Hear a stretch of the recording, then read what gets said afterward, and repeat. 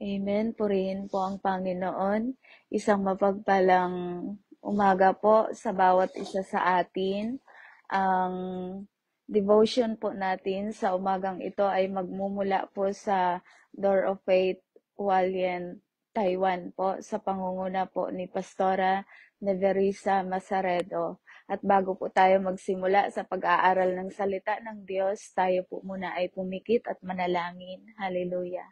Amang banal, dakila at makapangyarihan sa lahat na may likha ng langit at lupa, sa pangalan po ng inyong bugtong na anak na si Jesus at sa patnubay po ng inyong banal na Espiritu Santo. Panginoon, nagpapasalamat po kami sa inyo sa umagang ito. Panibagong pag-asa, Panginoon. Panibagong buhay kasama kayo, O Diyos. Salamat sa kalakasan, sa pag-ibig, Panginoon, na nagmumula sa inyo, O Diyos. Minsan ba, Panginoon, samahan niyo po kami sa pag-aaral namin ng inyong mga salita. Kasangkapan niyo po ito ng kapangyarihan, Panginoon, upang magkaroon ito ng kapangyarihan sa aming mga buhay. Patuloy po, O Diyos, buksan niyo po ang aming puso at isipan, makuha namin ang mensahe na para sa amin. Salamat po sa inyo, aming Ama, papuri sa inyo sa pangalan ni Jesus. Amen. Salamat sa Panginoon at salamat sa Diyos dahil patuloy tayo na binibiyayaan at pinagkalooban ng Diyos ng pagkakataon upang makapag-aral ng kanyang salita.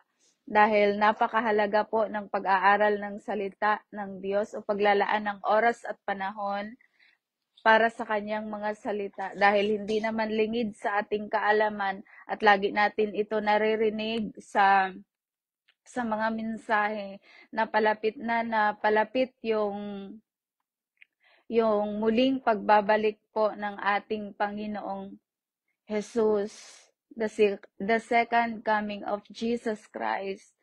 At ito na yung panahon na kailangan natin na magseryoso sa paglilingkod at pagsunod natin sa Panginoon.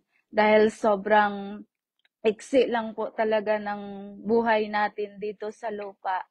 At sobrang iksi lang ng oras at panahon natin dito po. At yun nga po, sabi ko kanina na kailangan natin na magseryoso sa paglilingkod at pagsunod sa Panginoon dahil pasama na ng pasama po ang panahon po. At sa paglilingkod natin at pagsunod sa Panginoon, kailangan araw-araw natin i-deny yung sarili po natin. Limutin natin yung sarili natin. Amen po. Salamat po sa Panginoon. Dahil hindi po pwede sa Panginoon na half-half lang yung pagsunod natin. Ang sabi nga po sa Aklat ng Pahayag, chapter 3, verse 15 to 16, alam ko ang mga ginagawa ninyo. Alam kong hindi kayo malamig o mainit. Gusto ko sanang malamig kayo o mainit, ngunit dahil maligamgam kayo, isusuka ko kayo. Ang Diyos ay nakikita niya ang lahat sa atin. Nakikita niya kung yung pagsunod natin ay half-half lamang po. Kaya nais ng Panginoon ay buong puso na pagsunod natin sa Kanya. Hindi lamang na basta-basta matawag tayo na Christian. Ayaw ng Panginoon na maging lukewarm yung pagsunod natin sa Kanya. O kaya sa Christian lang kapag Sunday. Pero pagdating sa Monday to Saturday ay balik na ulit sa dati o church goer Christian. Dahil wala namang tinawag ang Panginoon na isang church goer Christian. Ang tinawag ng Panginoon ay mga taga-sunod po niya. Amen po. Salamat po sa Panginoon. Deny yourself, take up this cross, and follow Jesus. Dahil hindi tayo makakasunod ng buong puso sa Panginoon kapag hindi buo yung pag-ibig natin sa Kanya. Sa pagsunod sa Panginoon, meron talaga tayong mga bibitawan po. Kaya pag-aaralan natin sa umagang ito, ilang punto lamang po ito. yung paghakbang sa pagsunod sa Panginoon. Una po ay humility o humbleness. Kailangan magsisi tayo at aminin natin ang ating mga kasalanan. Ang sabi po sa aklat ng 1 John 1:9, ngunit kung ipinagtapat natin sa Diyos ang ating mga kasalanan, maaasahan nating patatawarin niya ang ating mga kasalanan at lilinisin tayo sa lahat ng uri ng kasamaan dahil matuwid siya. Amen. Salamat sa Panginoon sa panahon na tayo ay nagkakasala, ay nais ng Panginoon na ipagtapat natin sa Kanya, magpakumbaba tayo sa harapan ng Panginoon at aminin natin yung mga kasalanan natin, mga pagkakamali natin. Dahil ang sabi sa salita ng Diyos, na tapat ang Diyos, patatawarin niya tayo sa ating mga kasalanan at lilinisin tayo sa lahat ng uri ng ating kasamaan po. Amen. Kaya wag tayong mag-atubili na lumapit sa mahabaging trono ng Diyos. Sabi po sa aklat ng Roma chapter 6 verse 23, ang kabayaran ng kasalanan ay kamatayan. Kapag nakagawa kasi tayo ng kasalanan po talaga sa harapan ng Panginoon, nagdudulot ito ng kabigatan po. Kaya minsan nawawala na tayo ng gana sa pagsunod sa Panginoon. Kaya nais ng Diyos na sa panahon na tayo ay nagkakamali, nagkukulang sa Kanya, lapit tayo sa Kanya, mas lalo tayo na magsumiksik sa paglapit sa Panginoon. Ang sabi ng Diyos sa aklat ng Mateo chapter 11:28, lumapit tayo sa Kanya. Andun yung paanyaya ng Panginoon sa atin na lagi tayo lumapit sa Kanya. Lahat tayong nabibigatan dahil marami ang nakakapagpabigat sa atin. At isa na po doon ang mga kasalanan, lalo na pag meron tayong nagagawang lihim na kasalanan po. Wala ibang solusyon kundi ang isuko ang buhay sa Panginoon. Magpakumbaba na lumapit sa Kanya, magpakumbaba at aminin yung kasalanan at pagkakamali na nagagawa sa harapan ng Panginoon. Dahil hinding-hindi itatakwil ng Diyos ang sino mang lumalapit po sa Kanya. Salamat sa Panginoon. Kaya at kapag dumating na yung time na nakahingi na tayo ng tawad sa Panginoon, pinatawad na tayo ng Panginoon, ay bitawan na natin. Dahil hindi tayo makakapaglingkod sa dalawang Panginoon. Amen po. Salamat sa Diyos. Pangalawa ay obedience, pagsunod. Ang sabi sa salita ng Diyos, obedience is better than sacrifice po. Kaya kung ano yung sinasabi sa salita ng Diyos, sa kautusan ng Diyos, sa command ng Panginoon sa atin, na kailangan at dapat nating sundin, ay sikapin natin na sumunod po sa tulong at gabay ng banal na Espiritu Santo. Dahil anumang bagay na hindi natin sunod po, na hindi sang-ayon sa salita ng Diyos, ay pagsuway din po yon.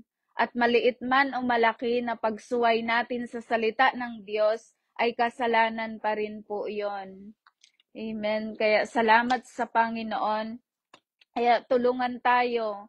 We are living in the last days, at sa mga huling araw na ito, ang sabi ng Panginoon sa kanyang mga salita, na ibubuhos niya ang kanyang espiritu sa atin. Bakit? Kasi kung sa sarili lang natin na kakayanan at lakas, hindi po natin kaya talaga na sumunod sa Panginoon po. Hindi natin kaya talaga at hindi natin kakayanin. Kaya merong banal na Espiritu Santo ibinigay sa atin para magkaroon tayo ng kapangyarihan na sumunod sa Kanya at hindian yung kasalanan po. Dahil ang kasalanan at ang laman na ito ay Lagi po itong magkasundo.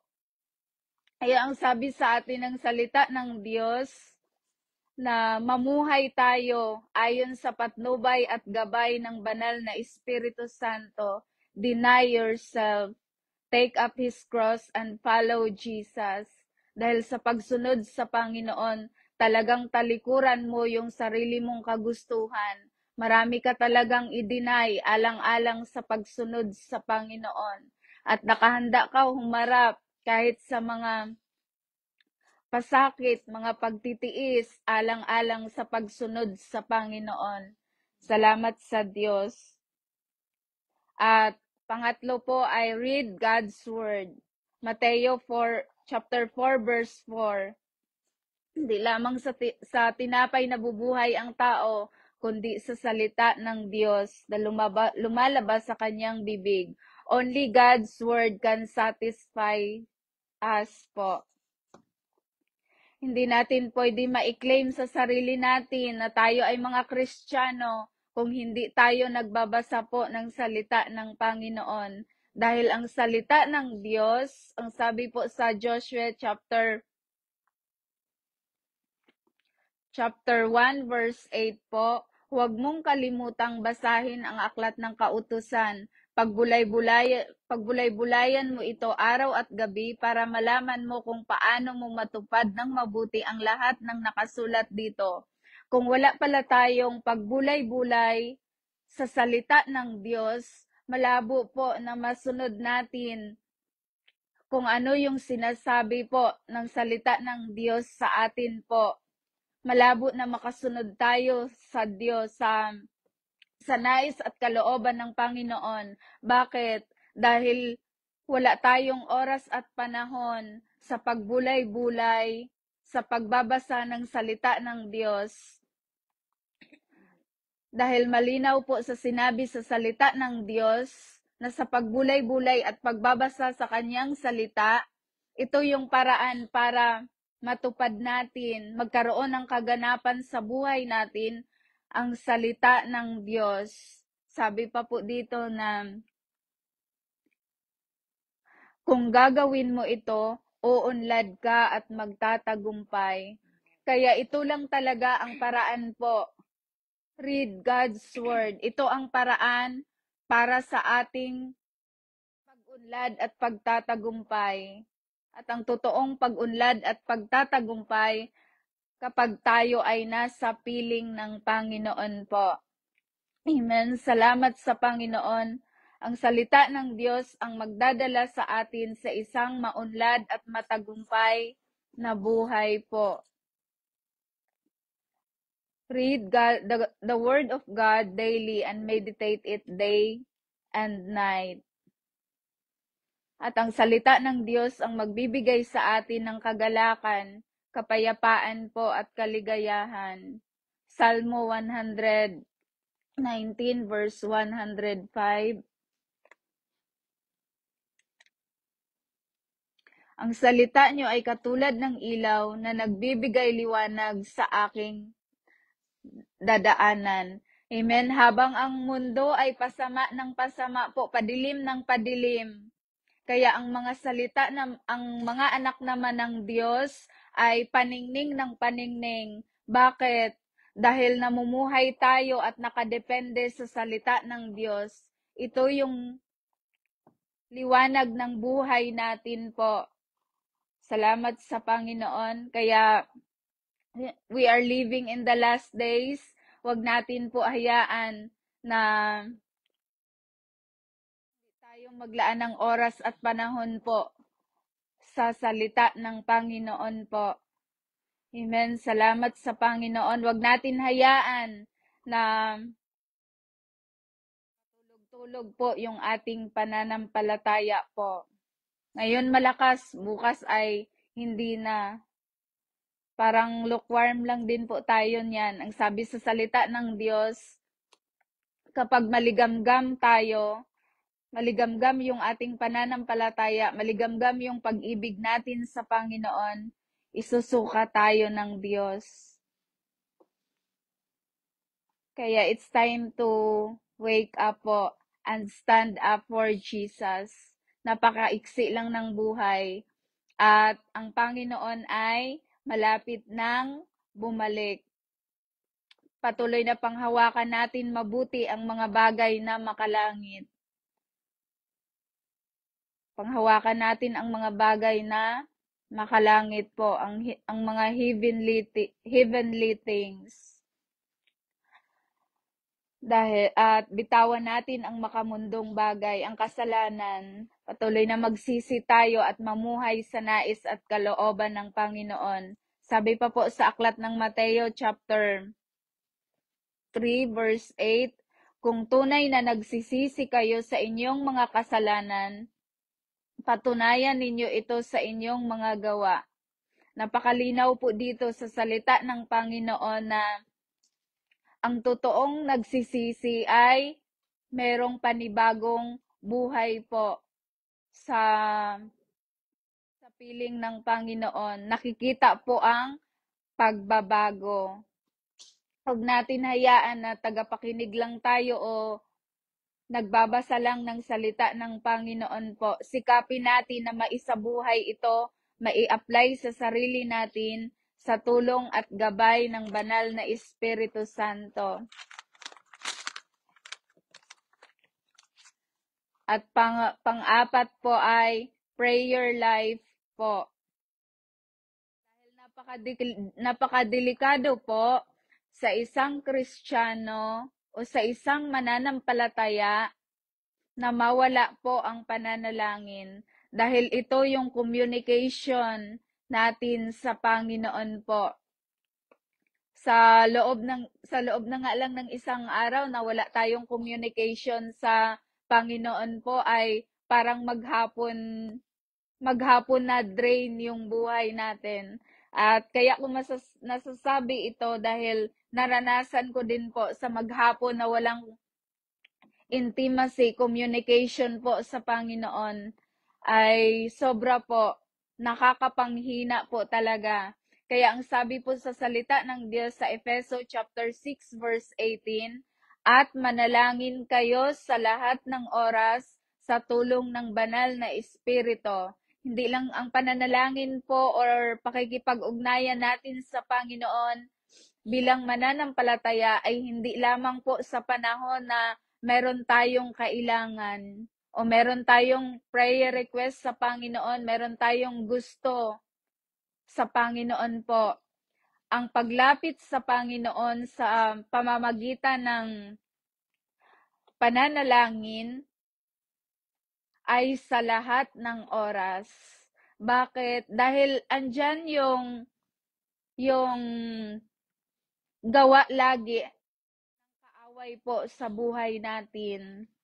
Andyan yung pag-atake palagi ng kaaway po at mapagtagumpayan lamang natin ito sa pamamagitan ng pananalangin. Kaya ang instruction sa atin ng Panginoon sa pamamagitan ng kanyang mga salita, manalangin kayo sa lahat ng oras sa tulong ng banal na Espiritu Santo. Dahil ang pananalangin yung sandata po talaga natin para makapagtagumpay laban sa kaaway po. Salamat sa Panginoon. Sabi pa po dito, ipanalangin nyo ang lahat ng dapat ipanalangin. Huwag kayong magpabaya. Meron pong babala sa atin na huwag tayong magpabaya po sa ating pananalangin. Kaya nga po sa isang buhay Kristiyano, sa isang mananampalataya, bawal po ang pagiging kampante. Bawal po ang pagiging relax. Dahil sa panahon na kampante tayo, sa panahon na pa-relax tayo, ay hindi natin alam, inaatake na pala tayo ni Satanas po. Inaatake na tayo ng gawa ng kaaway. Kaya patuloy na magkaroon tayo ng alab sa pananalangin. Sa lahat ng oras, sa lahat ng panahon, lagi tayong makipag-ugnayan sa Panginoon. Kaya sabi sa salita ng Diyos, and whatever you do, do it for the glory of God. Pwede tayo na nagtatrabaho. Dahil ako ay nagtatrabaho din po dito sa lugarin ng Taiwan. Pero Pero sa panahon na nagtatrabaho tayo, yung puso at isip natin ay nakikipag-ugnayan po sa Panginoon. Salamat sa Panginoon dahil hindi natin alam kung anong oras, anong araw ang pagbabalik po ng ating Panginoong Hesus. Nais ng Diyos na maging handa tayo at inihanda tayo ng Panginoon sa pamamagitan ng kanyang mga salita. Salamat sa Panginoon. And last po, stop sinning. Kailangan na ihinto na natin kung ano man yung mga ginagawa na lihim na kasalanan po. Dahil ang kasalanan ang naglalayo sa atin sa presensya ng Panginoon. Nakakatago tayo sa tao, pero wala tayong maitatago po sa Panginoon. May maitatago tayo sa pastor, sa kapatiran, pero wala tayong maitatago sa Panginoon. Dahil ang lahat ng bagay ay kita ng Diyos sa atin. Amen. Salamat sa Panginoon. Kaya anuman yung ginagawa nating kasalanan na nagbibigay ng satisfaction, ng enjoyment po, itigil na po natin dahil magdadala yan sa atin sa kapahamakan po. Walang hanggang kapahamakan sa imperno po.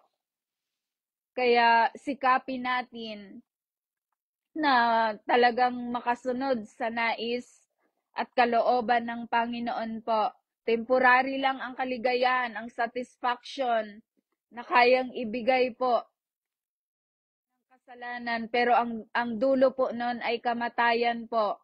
Walang hanggang pagkahiwalay sa Diyos.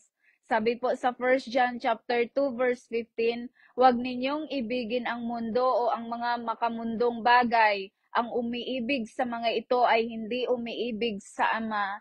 Kaya litaw na litaw po sa mga tao kung sino yung umiibig sa Diyos at hindi po. Amen. Salamat sa Panginoon. Makikita po sa isang mananampalataya kung talagang genuine yung pag-ibig sa Diyos o hindi po. Salamat sa Panginoon. At ang isang paraan para makaiwas sa kasalanan, love the Lord with all your heart, with all your soul, with all your mind. Kaya yun po yung instruction sa atin ng Panginoon na pamantayan sa atin. Pamantayan natin sa pamamagitan ng salita ng Diyos, na mahalin natin ang Diyos ng buong puso, buong kaluluwa, at buong pag-iisip. Dahil once na talagang genuine, buong-buo ang pag-ibig natin sa Panginoon, walang puwang ang gawa ng kaaway sa buhay natin. Bakit? Dahil genuine yung pag-ibig natin sa Panginoon. Ang sabi po sa 1 Corinthians chapter 13 verse 13, tatlong bagay ang mananatili: ang pagtitiwala, pag-asa at pag-ibig. Ngunit ang pinakadakila sa mga ito ay pag-ibig. Ang pag-ibig ang pinakadakila sa lahat dahil ang pag-ibig ang rason kung bakit napatawad ang ating mga kasalanan at naranasan natin ang paglaya mula sa pagkagapos ng kaaway po, pagkagapos ng kasalanan, pagkaalipin ng kasalanan. Pag-ibig ang rason po dahil mahal tayo ng Panginoon po. Sa paglapit natin sa Kanya, nakaranas tayo ng paglaya po. Amen. Salamat sa Panginoon. Kaya kailangan araw-araw po, kailangan ibalik natin yung unang pag-ibig natin sa Panginoon. Huwag natin hayaan na mawala, mamatay yung first love natin sa Panginoon po. Dahil muling babalik ang Panginoon sa totoong nagmamahal sa Kanya.